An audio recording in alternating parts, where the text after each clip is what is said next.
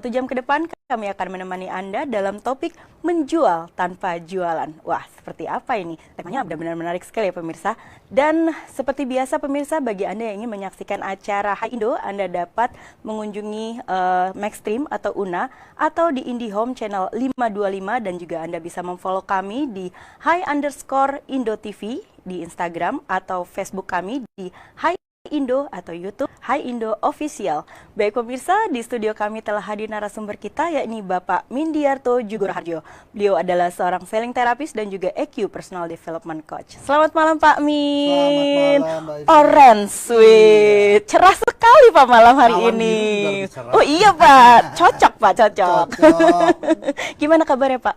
Kabarnya selalu baik. Alhamdulillah Cuma baik. saya mau jualan tapi nggak perlu jualan, gimana Nah, caranya itu gitu. dia Pak. Selalu ya pemirsa, tema-temanya Pak Mindiarto ini benar-benar menarik banget. Dan malam hari ini spesial, karena apa? Topiknya adalah menjual tanpa jualan. Nah, seperti apa tuh Pak? Bener nggak sih Pak, menjual tanpa harus jualan? Kayaknya sih kedengarannya aneh, tapi benar-benar menarik dan bikin saya penasaran. Pasti pemirsa ternyata di ya. rumah juga penasaran. Iya, bener banget Pak. Oke. Banyak sekali jajaran penjual itu kan pada saat dia presentasi ketemu dengan pelanggannya, kok kesannya kepo banget, ya. Kok kesannya dia tuh maksa banget, Iya. ya. Nah, kesan cara menjual seperti tadi yang ngotot, kepo, kemudian yang sangat vulgar itu ya, itu biasanya kita sebut dengan hard selling. Selling. Menjual secara vulgar, menjual secara to the point, menjual seakan menjual produk lah ya. Okay. Nah, satu sisi, nah menjual ada juga yang disebut dengan sangat cool, sangat kalem, sangat lembut.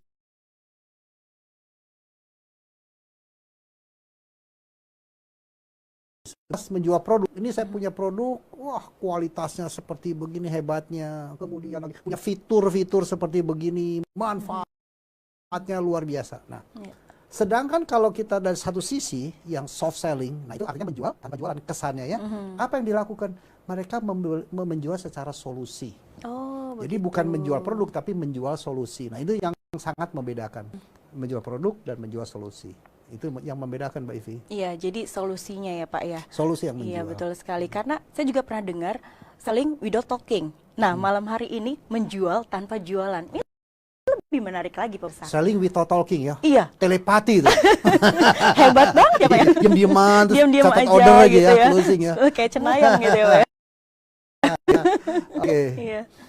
Ada beberapa hal yang mungkin saya akan sharing tentang perbedaan mendasar antara menjual produk ya tadi Iya, yang disebut betul. dengan hard selling, kemudian dengan menjual solusi yang disebut dengan soft selling. Soft Nah, selling.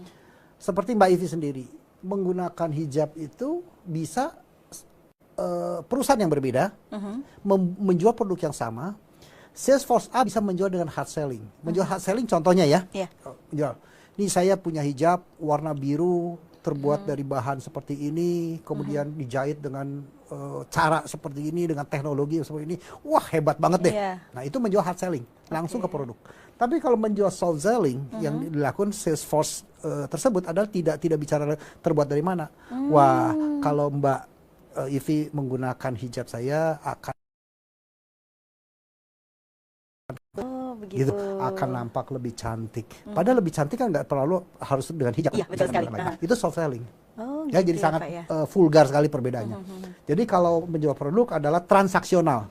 Sekali jual selesai, sekali jual selesai. Andai kata ada repeating pun ya sebatas keperluan saja yang rutin. Oke. Namun kalau menjual dengan solusi itu ada sifat kesinambungan.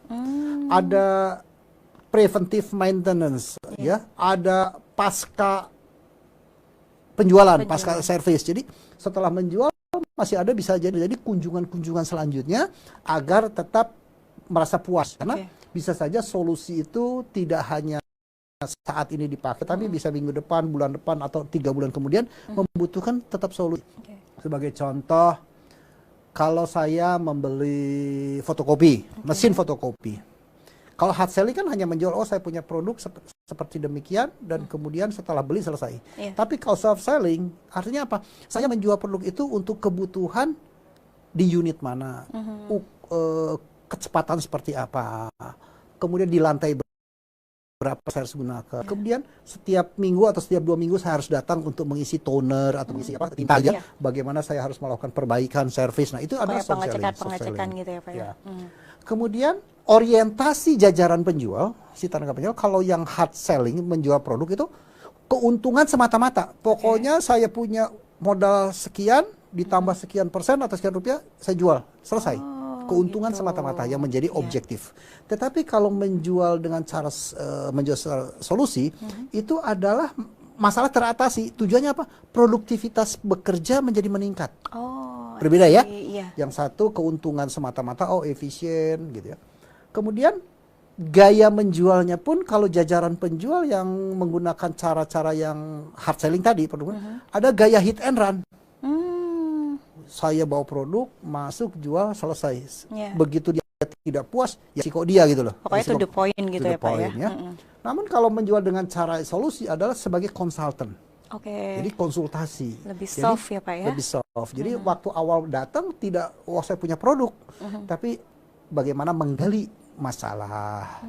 Ya, terus kebutuhannya, bagaimana kepuasan yang sudah yang diperoleh pada saat dia membeli produk yang saat ini digunakan gitu ya. Jadi sebelum menjual dia harus fact finding dulu mungkin fact itu ya finding, Pak ya. menggali informasi. Udah pinter nih. Belajar dari Pak Min. Ya, oke. Kemudian orientasinya adalah kuantitas kalau menjual dengan transaksional hard selling. Bisa jual 5, 10, 100, 200 ribu itu kuantitas. Tetapi kalau menjual solusi itu bicara kualitas. Berbeda ya. Tapi kalau orientasi menjual produk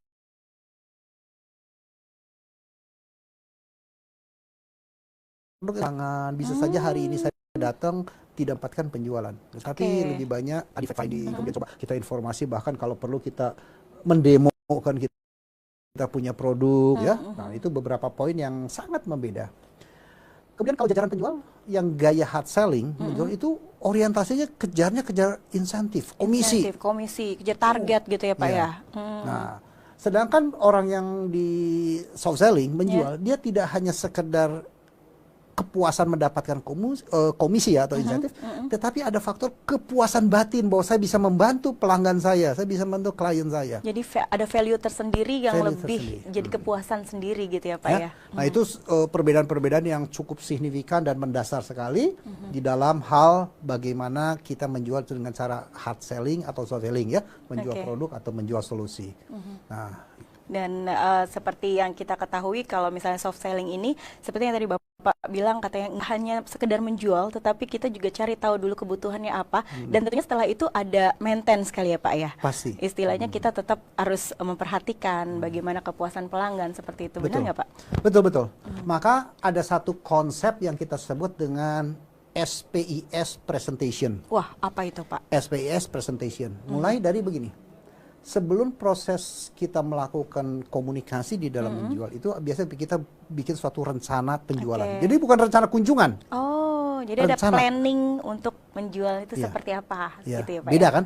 Rencana kunjungan dengan rencana penjualan dua hal yang sangat berbeda. Nah, kemudian ada kunjungan pembuka biasanya. Ya, kunjungan awal. Setelah itu ada proses investigasi. Dan selanjutnya adalah kita bicara tentang kapabilitas demonstrasi, ya, bagaimana mendemo kita punya produk. Dan yang terakhir adalah kita membutuhkan komitmen dia. Nah, bagus SPIS presentation itu ya. Jadi SPIS kuncinya adalah S-nya itu adalah melihat situasi. P-nya adalah kita bicara tentang problem, masalah. I-nya adalah implikasi, dan S-nya adalah kuncinya solusi. Gitu. SPIS ini atau SPIS ini bisa akan menjadi sebuah informasi yang sangat penting manakala kita memiliki kemampuan di dalam probing. Kemampuan di dalam bertanya. Betul.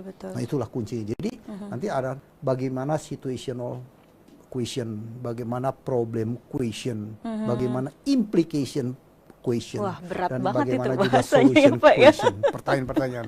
Iya, benar banget, Pak. Tapi Sesuai ini dengan berat tubuh saya berat. bukan Bapak saja, saya pun begitu, Pak. Gimana? Ya, pasti pemirsa juga di rumah sangat penasaran banget nih, Pak, dengan menjual tanpa harus jualan. Dan ternyata ini soft selling sangat menarik banget gitu ya, Pak. Ya, kita tidak perlu kerja susah payah, tetapi kita benar-benar masuk ke dalamnya, mengetahui apa yang diinginkan oleh konsumen, kemudian setelah kita cari tahu atau fact finding, baru kita akan menelaah secara keseluruhan gitu ya, Pak ya. Mungkin perlu digarisbawahi tentang tadi soft selling dan hard selling. Bukan berarti ketika seseorang melakukan cara menjual dengan soft selling, kemudian hard selling itu tidak berlaku. Ya, Tetap justru berlaku, itu saling berkesinambungan ya, Pak ya. sangat ditentukan oleh perbedaan produk dan karakteristiknya. Oke. Ya, produk-produk yang consumable mungkin dengan cara hard selling lebih mudah, lebih tepat. Gitu. Produk-produk yang massal, hard selling lebih mudah. Oh, gitu Dan mungkin ya, lebih tepat. Tapi untuk produk-produk yang premium, high end, punya teknologi tinggi, maka soft selling jauh lebih tepat. Oh gitu, oke. Dan seperti yang kita ketahui juga ya Pak ya, kalau semuanya untuk produk jasa sendiri itu lebih ke hard atau ke menurut Bapak? Jasa pasti lebih banyak ke soft ya. Ke soft ya, Iya. karena kita kan harus menggali dulu ya Pak ya, betul-betul sekali. Ya, ini pemirsa semakin menarik banget ya pembicaraan kita pada malam hari ini karena topiknya benar-benar sangat spesial banget, menjual tanpa harus jualan. Ini sangat memudahkan kita sebagai pebisnis, pengusaha maupun pedagang. Pasti pemirsa di rumah masih penasaran dengan bahasan-bahasan kita dan tentunya pemirsa jangan kemana-mana karena setelah topik-topik dan pesan-pesan berikut ini kami akan segera kembali.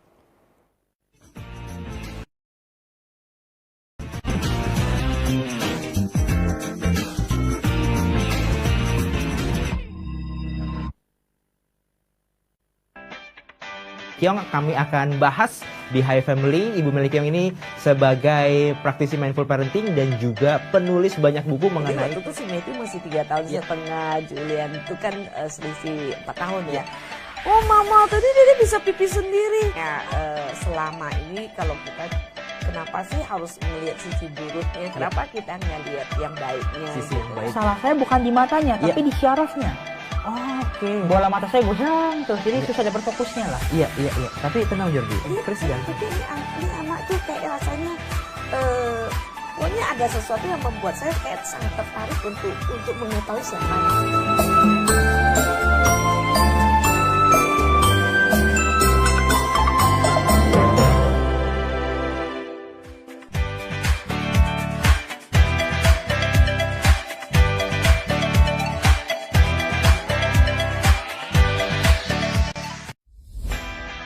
Halo pemirsa, kembali lagi di acara Richcom with Dr. Paul. Kita lanjutkan lagi perbincangan kita tadi, Pak. Saksikan program Tadi Richcom with Dr. Paul, program yang membahas seputar dunia komunikasi bersama komunikator nomor 1 Asia, Dr. Poni Jeniel. Besok pagi, besok subuh. Kita pasti tidak nyaman. Ingat, pada lain kesempatan kita membahas tentang bahasa komunikasi berdasarkan suku bangsa, kan begitu. Nah intinya, kalau di keseharian kita mengucapkan kata-kata kasar, kata-kata yang tidak proper, tidak tepat, tidak. Begitu kita datang kita bilang, kok kamu lesu amat ya? Ya, belum makan Setiap hari juga." Kamis hanya di Hai Indo. Begitu.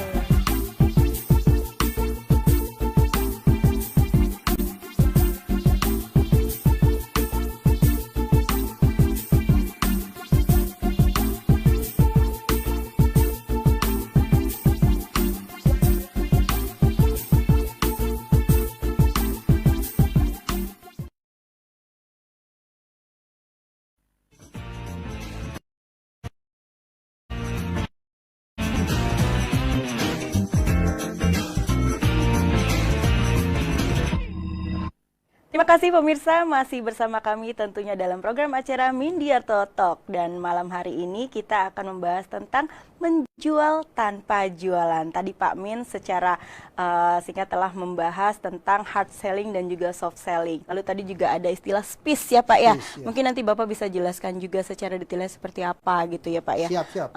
Dan menurut Bapak nih, sebenarnya pada prakteknya konsep menjual tanpa jualan itu seperti apa sih Pak? Oke. Menjual tanpa jualan. Ya.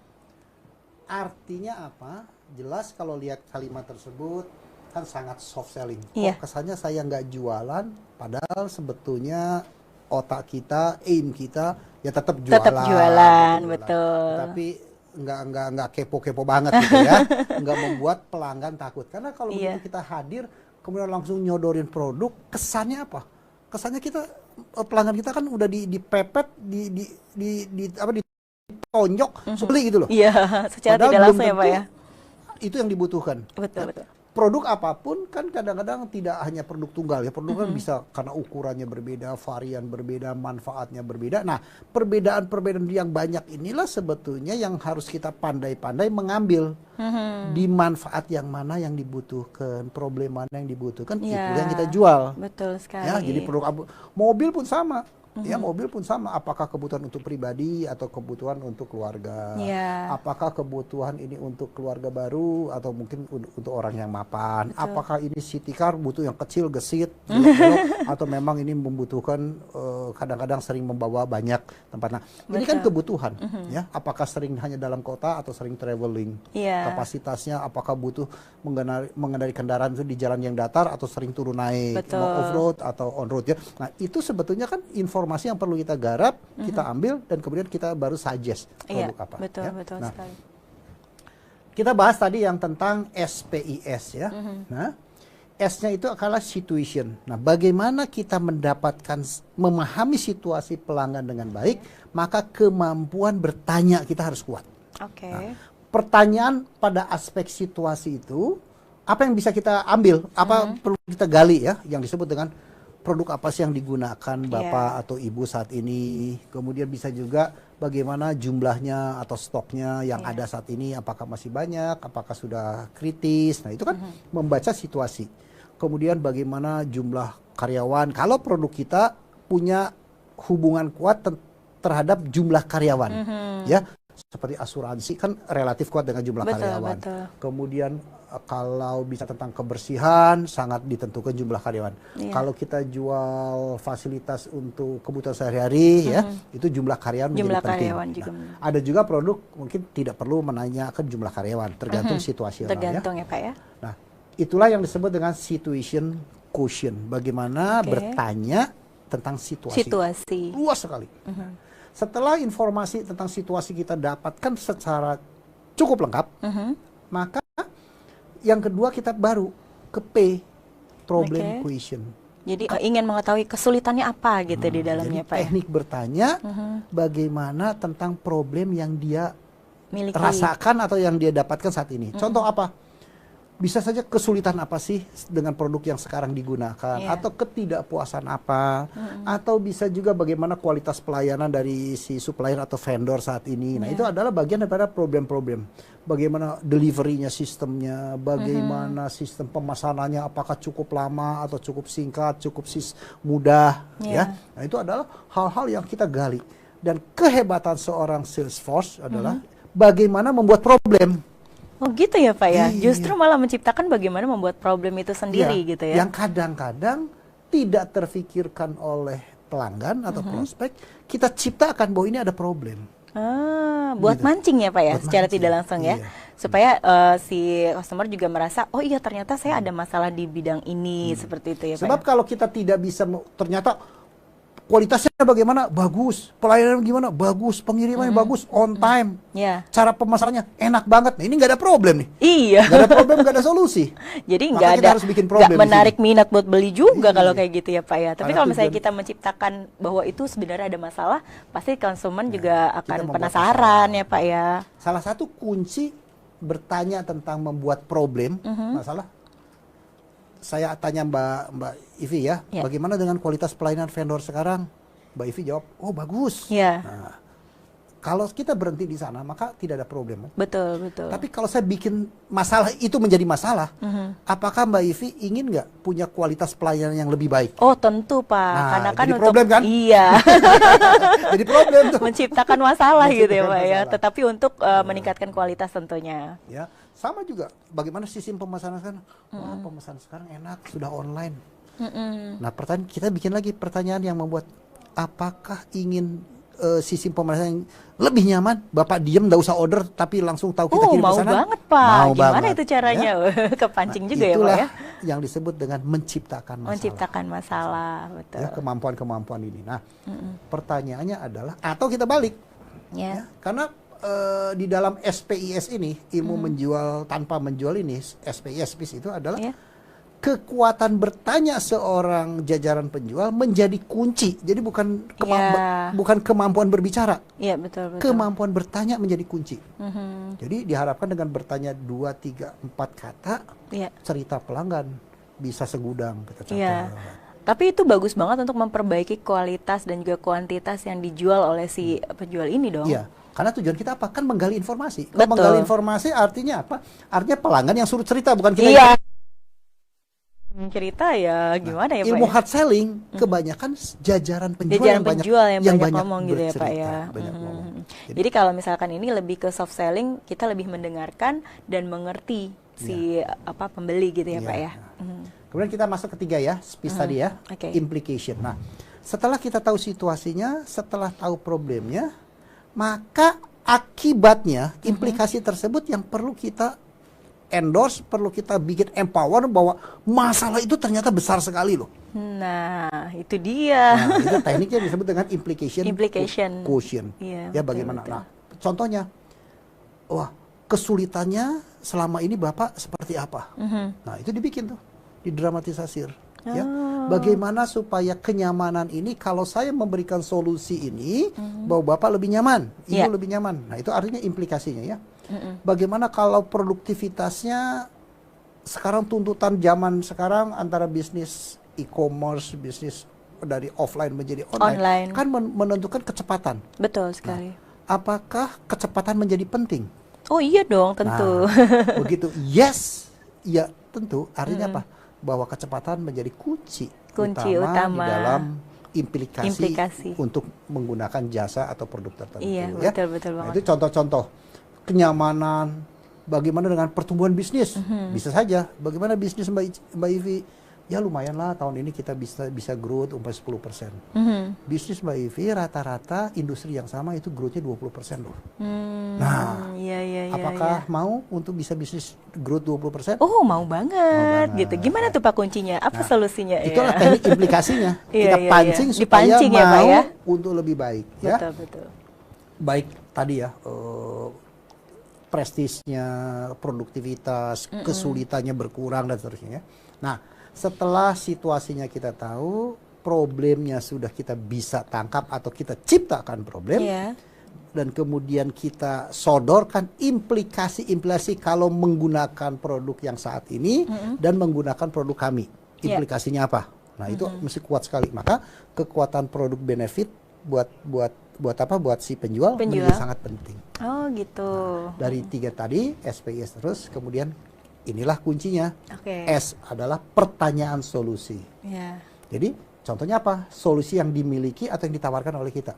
Jadi tadi tentang kecepatan yang Mbak Ivi dapatkan sudah baik. Kita nggak perlu menjelekkan pesaing ya. Iya, betul. Sudah baik. Tapi kami punya produk bisa memberikan lebih cepat. Solusinya ya Pak ya, lebih baik supaya lebih bisa cepat tuh bisa 20%, 30% atau bisa lebih cepat 2 jam, 3 jam atau 1 minggu. Nah, ini butuh spesifik supaya bisa dihitung. Bukan hanya sekedar lebih cepat atau bisa lebih murah gitu ya. Nah, kita harus dihitung berapa persen murahnya atau berapa rupiah murahnya. Iya, agar segala sesuatu itu lebih menarik lagi dan kita akan lebih gencar lagi nih jualannya gitu kan. Kemudian benefitnya apa yang akan didapatkan setelah membelikan produk kita. Jadi inilah solusi-solusi yang perlu kita sodorkan sehingga begitu kita bikin pertanyaan apakah solusi-solusi Mbak Ivi atau solusi Bapak Ibu yang ini diharapkan. Nah, begitu jawab ya, artinya kan saya nggak jualan, saya hanya memberikan solusi dan dia solusi itu ternyata dia butuhkan. Dia butuhkan, nah, iya betul sekali. Jadi situation quotient tadi itu adalah bagian daripada bagaimana melakukan kalimat pembuka dan kemudian membuat kalimat penutup. Probing for betul sekali. Ya. Jadi kita tetap terus harus menggali secara detail ya Pak ya, apa saja yang diperlukan, kemudian segala sesuatu kita mesti cari juga bagaimana untuk meningkatkan kualitas dan sebagainya gitu ya Pak ya. Jadi kata kuncinya Mbak Ivi, hard selling itu adalah handling objection strategi. Strategi mengatasi kesulitan. Ya. Strategi mengatasi keberatan, strategi mengatasi sanggahan.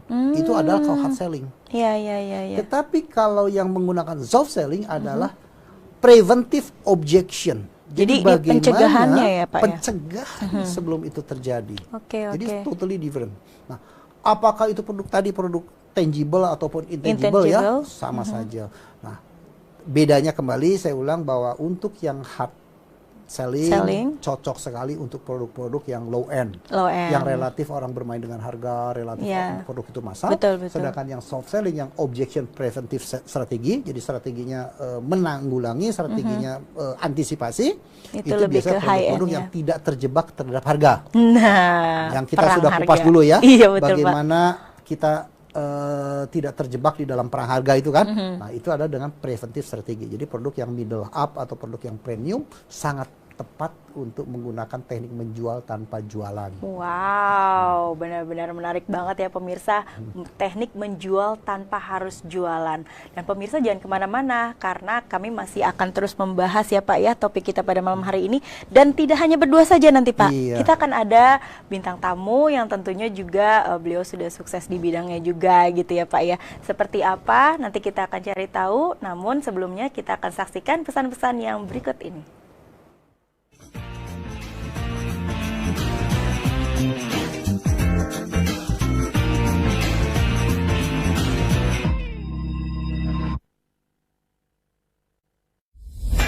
Jet, itu sudah banyak yang terjadi bahwa perekonomian juga menyebabkan banyak orang stres.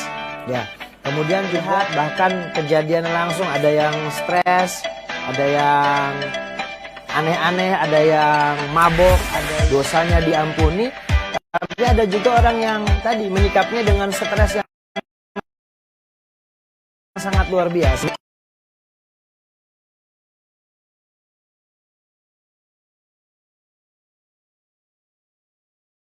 Itu hanya phenomenon.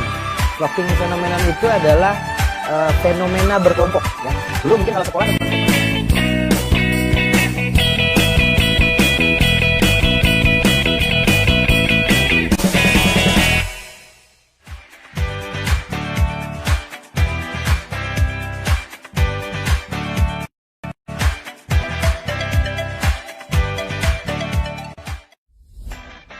Terima kasih Anda masih bersama kami di Kim Talk hanya di Hai Indo TV. Acara ini dapat Anda saksikan di Yang satu anak yang pertama itu married ke Malaysia. Jadi tinggal 2 anak. Yang nomor 4 itu kerja tapi di luar kota. Yang mengisi diajaklah suami istri ini. Ayo Bapak Ibu kita semua mengisi karena badai akan datang, banjir besar akan datang. Tidak, saya tidak ke dalam pelaku ini. Kita akan mengungsi secepatnya karena banjir besar akan datang. Jadi Bapak Ibu ini masih Saksikan program Kim Talk membahas seputar kecerdasan finansial dan peluang usaha bagi masyarakat bersama praktisi finansial Kim Hong. tangga.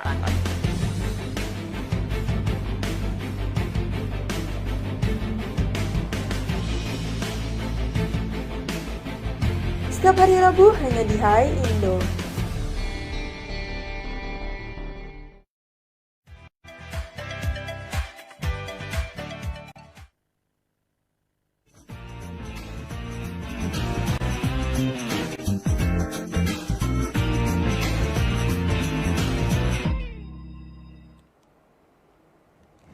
Terima kasih pemirsa masih bersama kami tentunya dalam program acara Mindiarto Talk. Dan tema kita pada malam hari ini adalah menjual tanpa jualan. Dan kali ini kita sudah kedatangan bintang tamu kita yakni Bapak Erik Muksin. Beliau adalah seorang sales director PT Sahabat Utama. Boleh kenalan dulu dong Pak? Pasti Pak Min juga mau kenalan gitu ya, Ivi. Selamat malam pemirsa. Ya, selamat malam. Nama saya Erik Muksin. Saya sebagai sales director dari PT Sahabat Utama. Tapi kayaknya formal banget ya.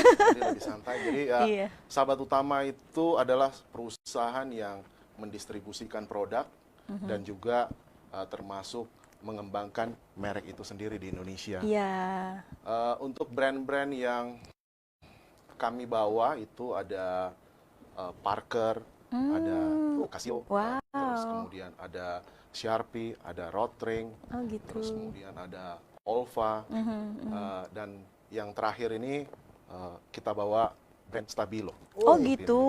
Indonesia. Merek-merek terkenal. Merek terkenal semua ada. Yang paling senang buat saya tuh Casio. Dan saya Parker, Pak. Kasih orang. Casio Oh iya, kasih orang. kasih orang gitu ya, Banyak Pak ya. barang yang Casio, kasih orang.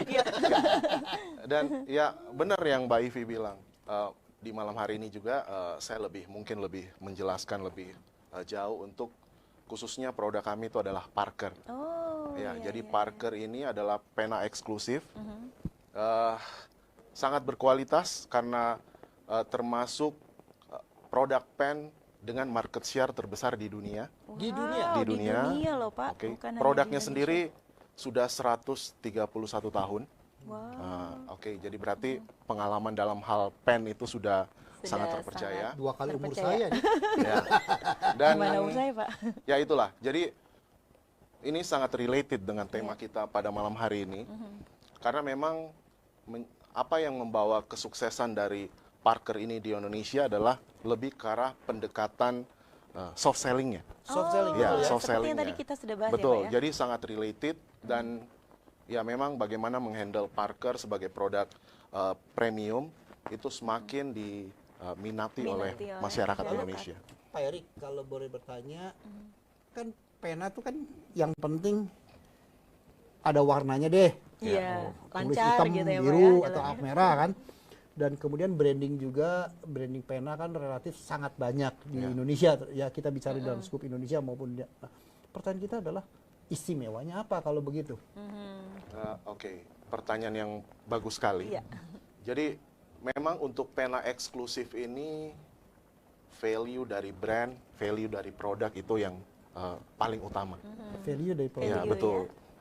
Tapi pertanyaannya adalah bagaimana bisa menyampaikan kepada customer kita. Dan pena Parker ini secara market pembeli kita itu bukan didominasi oleh pemakaian sendiri. Iya. Tapi karena value yang ada ini, kebanyakan produk kami ini digunakan sebagai salah satu pilihan utama produk gifting. Oh iya, Gifting. betul. Jadi produk untuk hadiah. Hadiah. Dan pen Parker ini kita bicara pena eksklusif, itu punya selain value dari brand, value dari produk kategori ini sangat tinggi karena seperti memberikan satu apresiasi yang sangat besar ke orang lain, sehingga orang tersebut yang menerima hadiah itu akan bisa semakin berkembang, semakin berkarir dengan produk pena eksklusif itu. Oh gitu. Jadi bukan cuma sekedar ya kasih duit apalagi atau betul, dikasih betul. Mungkin handphone yang satu saat juga bisa tergantikan. Jadi banyak customer kami itu bahkan menjadi kolektor, tapi ada satu pennya yang dia bilang, Pak Erik, ini saya sudah bawa dari pertama kali saya karir hingga menjadi saya CEO. Jadi itu sangat punya value yang luar biasa. Ada price value-nya ya. Ada historicalnya ya. Iya, betul sekali. Dan kenapa udah sekitar 10 tahun terakhir ini Parker secara bisnis terus berkembang? Itu adalah karena memang peran dari kontribusi dari gifting bisnis ini yang menunjang kami. Nah ini salah satunya nih Mbak betul, Ivi ya, kalau betul kita banget. kupas ya, baik materi hari ini maupun dengan sesi-sesi sebelumnya, bahwa yang membeli produk itu, customer kita kan bisa individual, pribadi, atau dompet sendiri. Ya, betul tapi sekali. bisa juga adalah corporate atau perusahaan yang membeli. Yang membeli untuk Begitu gift. perusahaan yang membeli, kecenderungan kan spendingnya kuat. Iya. Maka ketika spending itu kuat, otomatis kan daya beli itu meningkat dan menjadi Nah, tidak price sensitif. iya, Harga betul itu banget. tidak menjadi sensitif. Iya. Maka proses menjualnya bagus sekali adalah menyasar pengambil keputusan dan itu untuk gift. Dan gift ini bisa berulang, bisa Betul. macam-macam ya. Tidak hanya satu kali aja Untuk gitu yang kan. ulang tahun, bisa anniversary, bisa Iya. birthday, bisa apalagi say thank you gitu ya. Betul, betul Wah. sekali. Itu kan sesuatu value yang sangat luar biasa. Nah, saya mau tanya nih Pak Erik, model apa sih pulpen itu kan banyak banget gitu ya model-modelnya dan pesaing-pesaingnya pun sangat banyak sekali. Nah, apa sih yang membedakan gitu kan? Terus bagaimana strategi Pak Erik selaku sales director dari perusahaan ini gitu ya? Bagaimana strateginya untuk menyiasati supaya si merek tertentu ini yang Pak Erik bawa lebih keren dari yang lain dan tetap bertahan gitu? Ya. benar-benar sangat fokus. Sekaligus bagi pengalaman. Iya, Ya. betul sekali. Jadi ya betul. Jadi untuk pena eksklusif ini Parker itu kita harus realize channel Indonesia banyak, tapi kita harus benar-benar kuat pada channel yang sesuai target marketnya. Jadi salah satu kekuatan Parker adalah kita punya gerai dan kerjasama dengan Bookstore. toko buku Bookstore seperti nomor 1 di Iya. Indonesia, Gramedia. Kita punya titik yang cukup banyak, di mana gerai kami ini di Gramedia itu bukan hanya sekedar menjual, Iya. Pak Amin, Mbak Ivi, tapi juga adalah sebagai showroom dan tempat untuk menyampaikan value dari brand Parker itu sendiri. Oh. Jadi dengan ya kurang lebih udah dari 50 titik. Dan salah satu ujung tombak kami ini adalah kita sebut sebagai sales promotor. Sales promoter. sales Jadi ada promoter. sales promotion girl, ada sales promotion boy. Boy. Ya, oke. Dan kita sadar bahwa untuk Parker ini kita punya ini seperti kayak senjata utama. Kita punya senjata utama itu ada 3 hal. Ibaratnya kalau saya sampaikan ke tim sales, kekuatan sahabat utama untuk brand Parker ini harus memiliki trisula. Trisula. Jadi trisula itu yang pertama itu adalah brand yang kuat dan ya terjaga secara kualitas. Oke. Parker sudah nggak salah 131 tahun. Betul. Terus kemudian yang kedua yang tidak kalah penting itu adalah display. Jadi display, bagaimana display yang sesuai dengan standar global kita implementasikan di Indonesia. Tapi ya juga yang penting itu adalah kebersihan, terus kemudian komunikasi produk di dalam display. Karena display ini ibaratnya adalah seperti kayak silent sales. Jadi ada double sales yang terjadi. Jadi kalau kita punya display sesuai acuan dari Parker itu sendiri, Atraktif. visual Visual merchandising. komersial, ya betul, membuat orang itu lebih prioritas untuk datang ke counter kita, ke gerai Eye-catching kita, ya, eye-catching. betul. Iya. Dan yang terakhir, yang paling penting itu adalah promotornya itu sendiri. Jadi kalau kita bicara ini adalah SPG atau SPB, Iya. di mana pendekatan yang kita lakukan untuk promotor kami ini adalah benar Pak, bukan sebagai penjual, Oke. tapi sebagai lebih ke arah konsultan, Konsultan. konsultatif bagaimana menyampaikan value dari brand Parker Berarti itu ini sendiri. lebih ke soft selling Betul, ya. itu adalah yang paling utama. Dan di tim kami ini ada seperti kayak standar kerja, di mana kita sebut sebagai satu konsep, ini bahasa internal kami adalah Parker Experience. Oh. Di mana ada 3 konsep utama dalam Parker Experience ini. Adalah menyampaikan dari produk, Iya. terus kemudian memperlihatkan, walaupun ditata di dalam underglass, tapi tetap barang yang mereka mau lihat kita keluarkan, Oke. kita jelaskan, Touch ya, kita sentuhan ya. ya kita perlihatkan, dan terakhir dia harus coba, Pak. Makanya penanganan kita itu adalah nggak boleh pegang bolpen sembarangan, itu harus pakai kaos tangan, Oh gitu. terus kemudian ambil, terus kemudian ada tatakannya eksklusif, dan bahkan ada tempat mencoba dari pen tersebut. Jadi benar-benar Jadi ada mereka bukan SOP-nya hanya sekedar juga itu Pak, ya, Pak, ya? warnanya apa enggak Pak. Jadi Iya. benar-benar secara value dan Value. secara approaching kita ini memang produk yang high value Pak. Iya. Dan ya Berarti apa yang dilakukan oleh sahabat utama atau Pak Erik bersama tim ini ya, Iya. menjual produk bukan hanya semata-mata menjual atas apa yang dimiliki oleh produk, tetapi melibatkan emosi daripada si prospek atau pelanggan. Dengan cara adalah memanfaatkan seluruh indera kan, Betul melihat, eye-catching, Iya, betul. Terus si promotornya menjelaskan, berarti Mendengar. auditorinya dikerjakan. Jadi Kemudian panca suruh inderanya mencoba, ini semua ya Pak tes ya? mencoba Iya, itu kan kinestetiknya Kinestetiknya bekerja. ya. Cuman karena pen itu tidak bisa seperti food ya, boleh diicip lidah gitu ya. Cuman gitu ya. Tapi begitu dipegang berarti ada sentuhan. Nah, artinya kan 4 indera itu sudah digunakan di dalam Cara cara penjualannya. Jadi Ini udah emotional tepat touch-nya sangat banget bagus ya ya. Pak ya. Betul. Iya, Jadi iya, ada iya. kalanya benar, kita approaching-nya adalah juga melihat karakteristik pembeli. Ada kalanya udah disampaikan, auditori udah di closing Pak. Tapi ada yang memang harus disentuh, dicoba, Iya. baru dia mau beli Pak.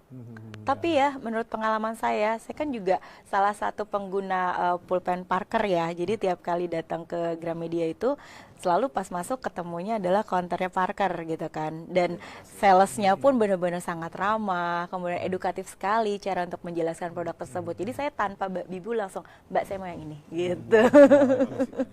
Iya, mudah-mudahan dapat hadiah gitu ya. Siap. Iya, baik pemirsa, ini semakin seru aja ya perbincangan kita pada malam hari ini. Apalagi ada tamu istimewa ya Pak Amin ya. Tapi kita juga akan melanjutkan pembahasan setelah pesan-pesan yang berikut ini. Jadi pemirsa jangan kemana-mana, tetap stay tune terus di Hai Indo programnya Mindiar Totok.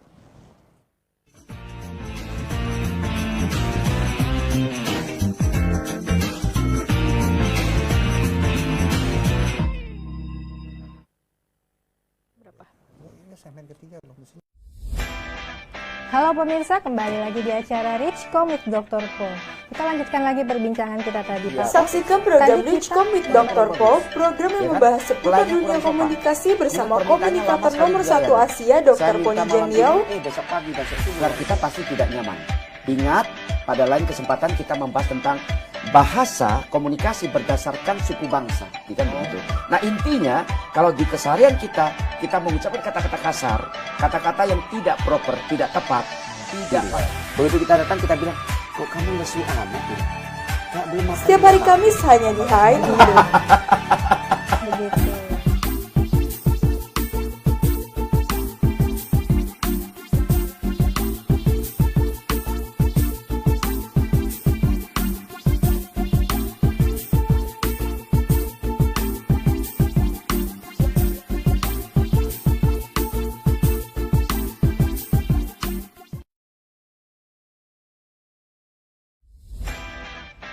Terima kasih Anda masih bersama kami di Kim Talk hanya di Hai Indo TV. Acara ini dapat Anda saksikan di Yang satu anak yang pertama itu merit ke Malaysia. Jadi tinggal 2 anak. Yang nomor 4 itu kerja tapi di luar kota. Mengungsi, diajaklah suami istri ini. Ayo Bapak Ibu kita semua mengungsi karena badai akan datang, banjir besar akan datang. Tidak, saya tidak ke dalam pelaku ini. Kita akan mengungsi secepatnya karena banjir besar akan datang. Betul.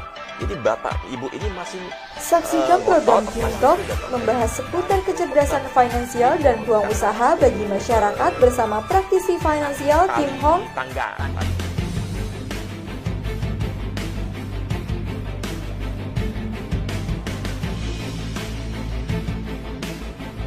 Setiap hari Rabu hanya di Hai Indo.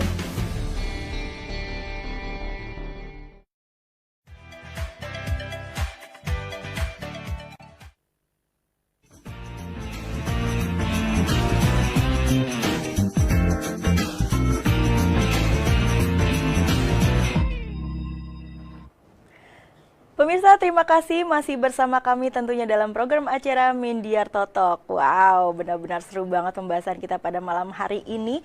Tadi Pak Erik di sini sudah menjelaskan tentang SOP penjualannya seperti apa. Pak Min juga sudah menjelaskan bagaimana hard selling dan juga soft selling. Nah, sekarang yang ingin saya tanyakan sama Pak Erik nih, gimana sih Pak proses penjualannya biar tetap eksis gitu ya pemirsa dalam persaingan yang saat ini begitu ketat banget? Ya, sekarang 3 tahun terakhir jualan makin challenging, bisnis makin challenging, sehingga memang harus harus ada fokus kerja dan breakthrough. Betul. Tapi ya salah satu yang ujung tombak bicara penjualan tentunya salesman. Ada kalanya cara simple Pak Min. Kalau saya mau melihat indikator bagaimana sih hubungan salesman saya dengan pembeli. Gampang. Saya bareng datang ke toko. Kalau umpamanya minum si salesman diminta sama si toko, salesman ambil di dalam. Wah, ini berarti udah luar biasa. Ada hal yang sudah lebih daripada kebiasaan, itu adalah satu nilai tambah. Oke, kalau ditanya sekarang adalah bagaimana proses penjualan tetap eksis buat sahabat utama. Kita ada 3 pendekatan umum, Pak. Pendekatan pertama ini adalah kita ibaratkan sekarang market seperti bukan lagi rally balapan F1, banyakan gas dari rem. Iya. Sekarang ini kita ibaratkan seperti Paris-Dakar. Kemenangan kita itu adalah bagaimana teknik antara gas, artinya investment, plus kita bicara rem, itu adalah cost concept. Jadi ini yang menurut kami adalah dinamika yang harus kita lakukan supaya bisnis ini bisa berkembang jauh. Terus kemudian yang kedua adalah dari sisi distribusi. Distribusi, orientasi kita sekarang adalah lebih banyak prioritas ke quality distribusi. Lebih banyak adalah bukan hanya bicara namrik yang luas, tapi lebih bagaimana kita punya kontribusi lebih kuat, lebih dalam, khususnya untuk channel atau toko yang memang punya kontribusi paling besar. Jadi seperti yang Bapak bilang, dulu saya sekarang sudah nggak melihat lagi dulu dengan bangga berapa punya channel, punya komplain, saya nggak bisa bilang sampai 20, 15, sekarang nggak tinggi Pak, paling di bawah 10. Tapi yang penting itu adalah kualitasnya, kualitas kunjungan, success rate-nya ya, betul, success rate-nya, termasuk invoice rate-nya. Jadi tiap toko itu memang punya potensi. Billing per transaction ya, billing per transaction, Betul. Dan yang paling penting ini sebenarnya tidak terukur, tapi gampang diukur. Itu adalah bagaimana hubungan baik antara tim penjual kami dengan customer. Nah, ini yang menyangkut dengan poin ketiga, itu adalah bagaimana pendekatan kita lebih ke arah relationship selling. Jadi relationship selling itu bedanya dengan transactional selling. Transactional selling itu lebih ke arah today order. Order hari ini aja. Order hari ini aja. Hoki kalau dia goal hari ini, tapi kalau nggak hoki berarti nggak dapat. Tapi kalau kita bicara relation selling, itu lebih ke arah order. Berkesinambungan, betul sekali. Dan itu yang menjadi konkret kuat adalah ya salesman kita tidak tempatkan sebagai sales, bukan hanya sebagai penjual, tapi juga bukan hanya sebagai konsultan, tapi udah pada fase kita berharap kita menjadi mitra dari customer kami. Equal Pak, level, saling membutuhkan dan ada beberapa SOP yang harus diperhatikan oleh tim sales kita. Yang pertama itu adalah sangat tabu adalah minta order. Itu adalah menanyakan masalah yang terjadi di toko. Itu dulu yang selalu kok ada masalah apa gitu. Pak ada masalah apa. Terus kemudian kita lebih banyak bicara adalah bagaimana bisa memaksimalkan potensi penjualan yang ada di toko dengan cara lebih ke arah mungkin pengembangan bisnisnya, bicara di trade-nya sendiri, in-store, display, terakhir lah Pak, baru kita bicara order. Pantas ya Pak ya, udah 133 tahun Parker eksis. 131. Di dunia malah, bukan hanya di Indonesia loh Pak. Nah, apa yang dijelaskan Pak Erik kan sesuatu yang sangat menarik sekali sesuai dengan topik kita, menjual tanpa jualan. Tadi sudah ada satu statement bahwa mengatakan bahwa sangat tabu sekali sales force-nya adalah menanyakan mana order kira-kira ya. Jadi lebih menggali terhadap masalah yang ada. Satu. Terus kedua juga bicara tentang produktivitas. Jadi bukan quantity, berapa jumlah banyak pelanggan yang dikunjungi, tetapi lebih ke arah quality. Berapa banyak transaksi yang didapatkan, berapa banyak order sheet yang diperoleh. Dan order sheet itu punya quality lagi, quality in quality. Artinya apa? Berapa rupiah di dalam one bill transaction ini. Di dalam kualitas masih ada kualitas lainnya lagi. Quality in gitu quality. Kan? Ya, itu hal-hal yang jarang sekali dilakukan oleh para penjual yang konsepnya adalah konsep hard selling. Hard selling. Ada hal lagi yang menarik tadi yang saya sempat tangkap adalah bagaimana beliau menempatkan orang-orang itu bukan hanya sekedar hubungan menjual, tetapi ada dua hal. Nah, ini yang sering terjadi. Salesmanship menjadi sangat penting, ya, salesmanship selling. Nah, yang sering terjadi pada hard selling adalah selling skill. Selling skill adalah menjual bagaimana 2 jadi 3, 3 jadi 5, 5 jadi 10, 100 jadi 200. Itu selling skill. Tapi kalau salesmanship, bagaimana kehadiran saya sebagai jajaran penjual bisa diterima baik oleh prospek atau pelanggan kita. Jadi relasi. Nah, yang baik adalah memang bagaimana relasi yang baik, endingnya akan mendapatkan tanpa diminta, kita akan dapatkan penjualan. Ya, jadi kita harus bisa menjaga hubungan baik ya Pak, relationship antara penjual dan juga si pembelinya tersebut. Bukan hanya sekedar menjaga, menciptakan justru menciptakan hubungan, bahkan menciptakan hubungan yang baik. Ya, itu sesuatu yang saya lihat dari Sahabat Utama ya Pak Erik, memiliki satu strategi yang sangat luar biasa sekali, bahwa bukan hanya selling skill yang diutamakan, tetapi salesmanship yang diutamakan. Karena dua hal ini berbeda sekali. Iya, betul sekali. Pak, kira-kira ada tips dan trik nggak sih Pak dalam topik kita yang kali ini kita bahas, menjual tanpa jualan? Menjual tanpa jualan adalah sesuatu teknik orientasinya terhadap solution, ya, solution. Nah, apa yang dilakukan tadi, beberapa contoh banyak masuk ke dalam trade ya. Tetapi begitu tadi yang dilakukan adalah bukan ke trade, ke corporate sebagai gift, itu adalah sesuatu strategi yang luar biasa. Karena apa? Mereka membeli dalam bentuk bulky. Dalam bentuk partai. Jadi membelinya nggak satu dan bisa rutinitas. Itu benar-benar besar ya, project besar. Dan itu kan sudah tercatat. Oh, saya akan ngasih karyawan saya yang satu semester ini atau kuartal ini yang ulang tahun siapa saja yang akan dikasih. Yang sudah masa kerja 5 tahun siapa, yang masa kerja 10 tahun siapa. Oh, pelanggannya dari pelanggan tersebut ya. Itu juga siapa yang perlu kita kasih, apakah dengan saat merayakan ulang tahunnya ataupun merayakan wedding anniversary-nya ataupun dia punya company anniversary-nya ya. Nah, ini kan bisa menjadi bahan prospek untuk gift, tinggal di listing aja. Betul sekali. Customer ini, perusahaan ini tahun ini 200. Tahun ini 300. Udah punya listing tuh. Iya. Ya, jadi next year repeating saja udah. Repeating saja ya Pak ya. Item baru, tipe baru kan begitu aja ya. Iya. Betul ya. Ibaratnya kalau mancing, ini diharapkan marlin terus. Umpannya ya, umpannya. Luar biasa sekali Pak Erik ini ya Pak ya, dan kita benar-benar sangat senang sekali ya Pak ya kedatangan Pak Erik di sini, bisa sharing, berbagi informasi tentunya juga untuk pemirsa di rumah gitu kan. Pasti pemirsa juga akan bertanya-tanya, wah ini Parker numero uno gitu kan.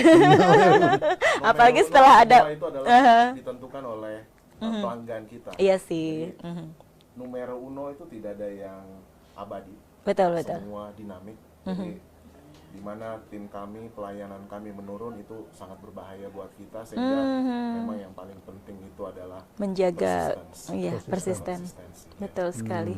Wah, ini bagus banget nih Pak. Nggak hanya menjual, nggak hanya sekedar menjual saja, tetapi juga memaintenance-nya, kemudian menjaga hubungan baik dengan pelanggan, seperti itu ya Pak. Dan ini dampaknya kalau melakukan relationship kaitan dengan topik kita sebelumnya tentang CRM, maka sangat potensi sekali pelanggan-pelanggan dari Sahabat Utama ini ya, Pak Erik ini akan menjadi customer loyal.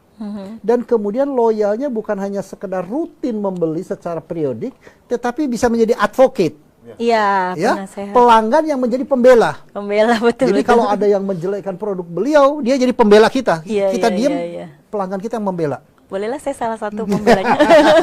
Karena saya penggunanya juga. Itu level advocate tuh. Kalau bicara Parker, benar-benar kepuasan pelanggan itu menjadi top priority gitu. Iya. Kalau memang ada pelanggan datang, anggaplah nggak tahu kenapa ada kecewa dengan produk, untuk Parker kita tidak sungkan-sungkan untuk segera mengatasi, bahkan memberikan yang baru.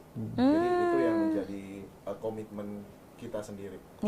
Komitmen kita, sehingga benar-benar benar yang Pak Min bilang, even bahkan corong dari konsumen ini bahkan lebih mahal, lebih jitu dibanding dari internal iklan yang kita jalankan gitu. Jadi benar-benar ini yang menjadi concernnya kita untuk bisa kita jaga terus. Doain Pak bisa tetap servis kita ke pelanggan tetap maksimal. Maksimal itu harus. Tetap harus kita jaga semuanya dong ya Pak ya. Baik, Jadi banyak sekali hal kita bisa belajar dari pertemuan dan pengalaman Pak Erik mengelola bisnis sebuah produk yang sudah memiliki value yang luar biasa produknya. Betul. Ditambah lagi value yang dimiliki. Tadi brandnya ya? Iya, brand brandnya. besarnya.